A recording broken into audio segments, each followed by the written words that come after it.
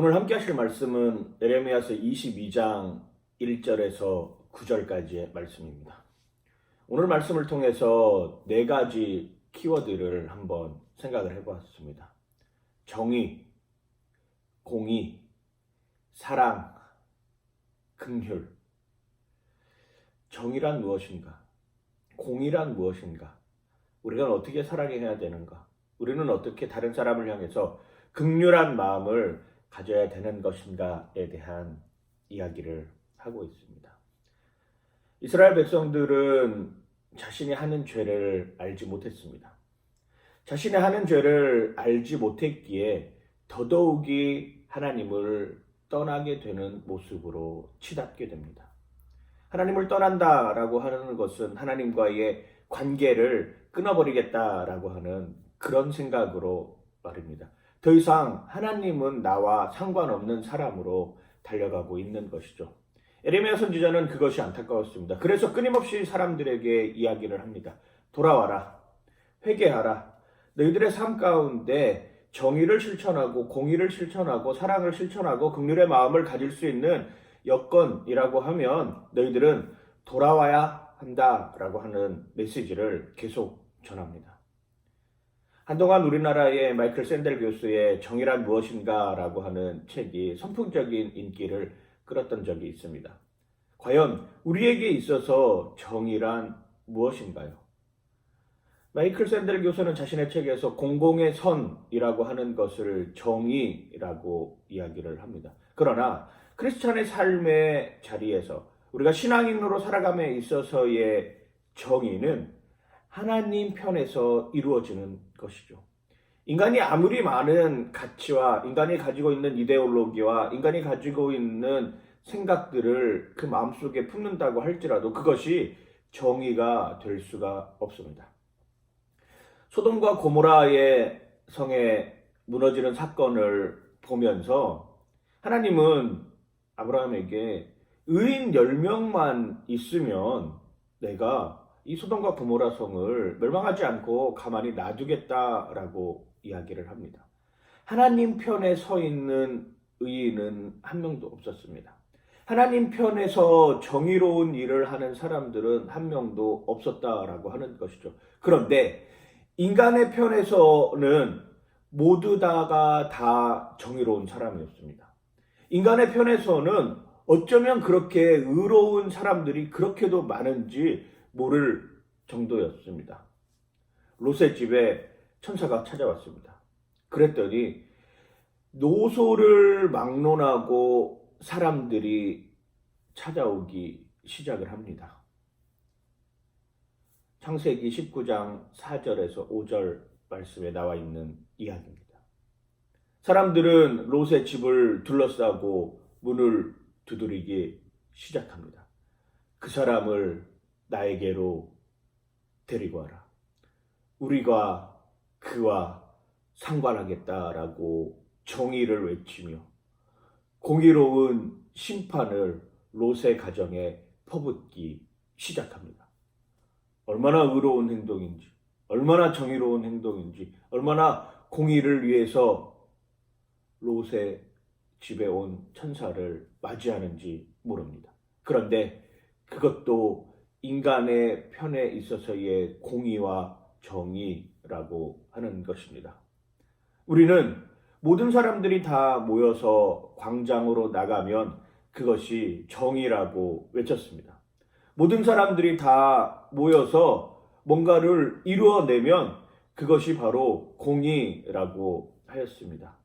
한편 뒤집어서 생각을 해보면 그런 다수의 정의, 다수의 공의라고 하는 것을 통해서 예수님을 십자가에 못 박았다라고 하는 것입니다.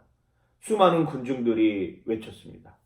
바라바를 풀어주고 예수를 십자가에 못 박아라 라고 말입니다.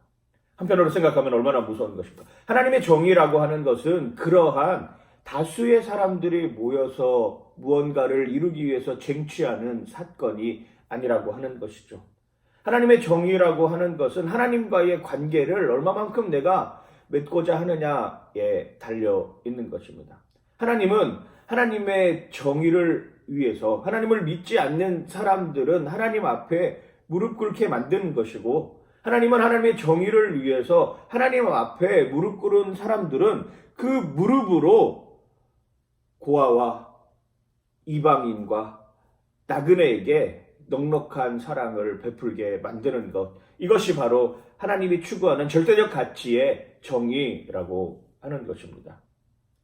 정의는 내 편에서 생각하는 것이 아닙니다. 왜냐하면 인간이 가지고 있는 정의라고 하는 것은 언제든지 변할 수 있고 시대의 흐름에 의해서 바뀔 수 있는 요소가 너무나도 많이 있기 때문입니다. 그런데 하나님 편에서의 정의는, 하나님이 실현하고자 하시는 그 정의는 변하지 않는 절대적 진리와 절대적 가치를 가지고 있다라고 하는 것이죠. 하나님의 공의로 세상을 심판하기 시작하면 어쩌면 나라를 망하게 하는 것이 은혜일 수도 있습니다. 오늘 에레미야 선지자가 선포하는 모습이 바로 그런 모습 아니겠습니까? 완전히 나라가 망해서 그래야 비로소 새로운 것이 시작되고 거기서부터 새 출발할 수 있고 거기서부터 하나님의 사랑을 다시 한번 경험할 수 있는 여건으로 달려갈 수 있다라고 하는 것이죠. 이게 바로 공의이자, 이게 바로 하나님이 어쩌면 그 백성들을 살리시고자 하는 사랑의 표현이라고 하는 것입니다. 이게 얼마나 대단한 것입니까? 하나님은 어쩌면 정의와 공의를 실현하기 위하여서 우리가 생각하지 못하는 전혀 새로운 패러다임으로 하나님 앞에 나아오게끔 만드는 것입니다. 에레미야 선지자 시대의 하나님의 정의와 하나님의 공의는 완전히 나라가 망하는 것이었습니다. 완전히 나라가 망해서 바벨론 포로로 잡혀가야지만 이 사람들이 하나님과의 관계를 회복할 수 있는 길이 거기서부터 시작되기 때문입니다. 우리는 다 알지 못합니다. 그러나 하나님의 정의는 지금도 옳은 방향으로 나아가고 있고, 하나님의 공의는 지금도 우리를 더 사랑하기 위해서 우리에게 때로는 심판의 모습으로, 때로는 아픔의 모습으로, 때로는 연약함의 모습으로 달려가고 있는 것이죠. 우리는 그 하나님의 정의와 공의 앞에서 사랑을 실천해야 되는 사람입니다. 어떻게 하면은 내가 가진 역량으로 조금이나마 다른 사람들에게 선한 영향력을 행사할 수 있을 것인가를 고민하는 그 고민의 시작이 어쩌면 사랑과 긍휼의 마음일 것입니다. 하나님의 정의, 하나님의 공의, 그것을 통하여서 이루어지는 사랑과 긍휼, 그 마음이 나와 하나님과의 관계를 회복하는 길임을 기억하여 주시고 그 말씀대로 살아가는 여러분들 되시길 주님의 이름으로 간절히 축원하고 축복합니다. 파이팅! 하나님 감사합니다. 하나님의 정의가 실현되게 하여 주시옵소서. 하나님의 공의가 실현되게 하여 주시옵소서. 하나님의 사랑으로 사랑하게 하여 주시옵시고 하나님의 긍휼의 마음으로 풍성한 은혜를 덧입혀 주시옵소서. 우리가 행하는 정의, 우리가 행하는 공의, 우리가 행하는 사랑, 우리가 행하는 긍휼이라고 하는 것이 한계가 있음을 늘 깨닫습니다. 우리는 이 단어들을 사용할 수 없는 너무나도 부족한 인간입니다. 하나님의 정의가 실현되고 하나님의 공의로운 심판이 이루어지며 하나님의 넉넉한 사랑에 내가 동참하는 것, 그 긍휼의 마음으로 내가 무릎 꿇는 것이 오히려 하나님의 정의와 공의를 실천할 수 있는 것임을 기억하여 주시고 그러한 삶 속에서 하나님이 늘 생각나게 하여 주시옵소서. 오늘날의 삶도 하나님의 정의와 하나님의 공의, 하나님의 사랑, 하나님의 긍휼한 모습을 담길 원합니다. 감사드리며 예수님 이름으로 기도드립니다.